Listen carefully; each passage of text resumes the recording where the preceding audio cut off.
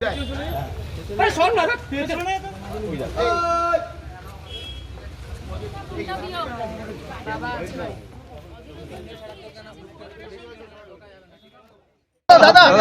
কোনো নতুন তথ্য তো আবিষ্কার করে এখানে আসিনি। যে পরিবারের এই মর্মান্তিক ঘটনা ঘটেছে সেই পরিবারের প্রতি সহানুভূতি প্রদর্শন, তাদের পাশে থাকার আশ্বাস, তাদের এই দুর্ভাগ্যের দুঃখের দিনে তাদের যন্ত্রণার সঙ্গে সমব্যথী হওয়ার এই মানসিকতা নিয়ে এখানে এসেছি।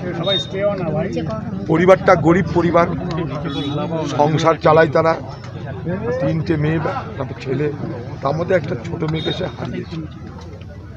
এখন প্রশ্ন হলো যে আজকে কেন এগুলো হতে হচ্ছে, কেন এগুলো হচ্ছে, এই মৌলিক প্রশ্নটা কিন্তু আজকে সকলের মধ্যে থাকা উচিত। আজও সবাই বলছে এখানটায় পুলিশ তৎপর হলে হয়তো মৃত্যুর হাত থেকে বাঁচানো যেত, নাম্বার 1। নাম্বার 2, যে স্থানীয় আইন শৃঙ্খলার অবনতি কোন পর্যায়ে পৌঁছেছে তা এটাকে আরও স্পষ্ট করে দিত। যাকে স্থানীয় যুবকরা কলার ধরে মারতে মারতে থানায় নিয়ে যাচ্ছে বা পুলিশ স্টেশনে নিয়ে যাচ্ছে, সেই দুর্বৃত্ত এত বড় কি মাতব্বর হয়ে গেল, ক্ষমতাবান হয়ে গেল যে সে যখন সেই এলাকা দেখাতে যাচ্ছে, যেটাকে বলে রিকনস্ট্রাকশন করতে যাচ্ছে, তখন সে পুলিশের রিভলভার কেড়ে নিচ্ছে। এত বড় কোথাকার মস্ত হলো আমার জানা নাই। আর যদি পুলিশের রিভলভারই কেড়ে নেয় তাহলে পুলিশের যে প্রশিক্ষণ, সে প্রশিক্ষণ কোথায় গেল এটাও আমার জানা নাই। অবাক লাগছে কি গত 15 বছর তার আগে এতদিন যে পশ্চিমবঙ্গের প্রশাসন চলেছে, পুলিশ চলেছে, তাহলে তাদের কি প্রপার ট্রেনিং কোনোদিন ছিল?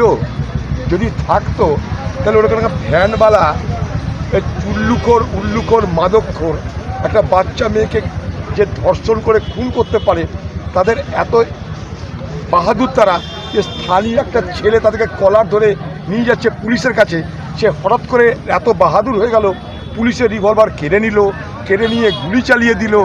এত বড় বাহাদুর কী করে হয়ে গেলো আমার মাথায় ঢুকছে না। তাহলে কি পুলিশের প্রপার ট্রেনিং নেই বাংলায়? যদি প্রকৃত কোনো টেরোরিস্ট আসে, সন্ত্রাসবাদী আসে, মনে করুন জৈশে মোহাম্মদ বা লস্করি তৈবা যদি কেউ আসে, তাহলে এই পুলিশ কোথায় যাবে এটা একবার ভেবে দেখুন।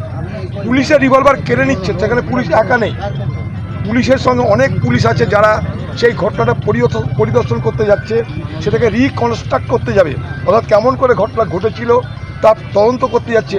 সেখানে এক ভ্যানওয়ালা আছে চুল্লুখোর মাদকখোর, যে ধর্ষণ করে খুন করেছে, সে রিভলভার কেড়ে নিল, আবার গুলিও চালালো, পালাতেও গেল, পুলিশে গুলি করতে হলো। পুলিশ কোথায় আমাদের?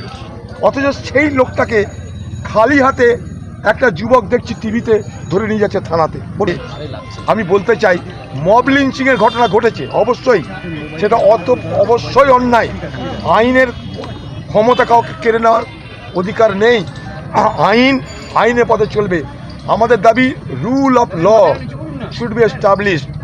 আইনের শাসন যেন বাংলায় থাকে।